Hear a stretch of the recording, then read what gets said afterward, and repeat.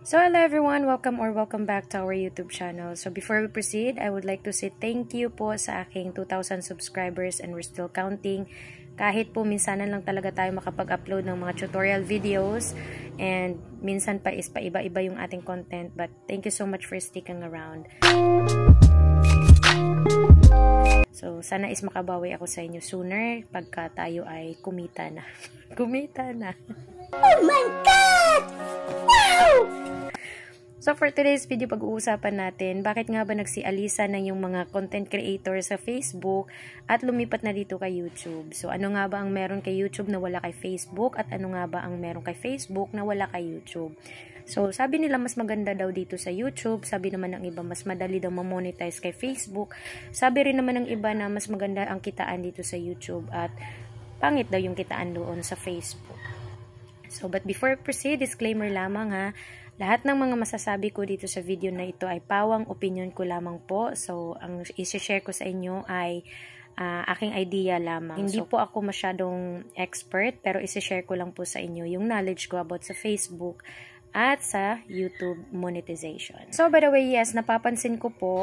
So, isa sa mga dahilan na kita ko bakit nagsialisan doon kay Facebook is yung monetization policies nila or yung program nila is hindi pa talaga stable. So, hindi pa nila na-figure out kung ano talaga yung gusto nila. Yun yung napansin ko.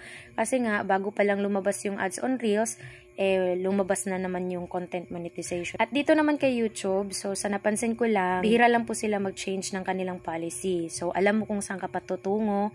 So, kailangan mo lang abutin yung 4,000 watch hours, 1,000 subscribers. So, meron lang silang dinagdag. It's either na abutin mo yung 4,000 watch hours or kaya abutin mo yung 10 million views sa short video mo. So, yun lang yung dinagdag nila.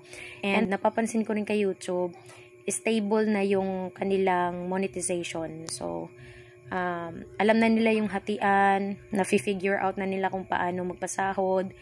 Wala na silang masyadong kaetyosan. Kaya siguro na-i-encourage yung iba, lalo na yung mga small content creator, na maglipat na lang kay YouTube.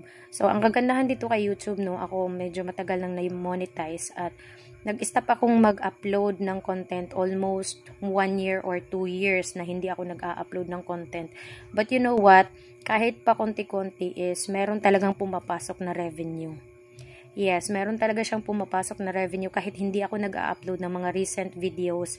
So, kumikita pa rin po ako doon sa mga previews na in-upload ko na video hanggat meron pong manonood doon. So, ang pinaka-opinion ko dito, kung ikaw ay nagsisimula pa lang kay Facebook, kung ano yung ina-upload mo kay Facebook, gumawa ka rin ng YouTube account at i-upload mo rin sa YouTube channel mo. So, malay mo is one day mag-viral yung video mo at makuha mo yung monetization requirements ni YouTube para ma-monetize din yung YouTube account mo. So, yun lamang po ang aking may i-share for today's video.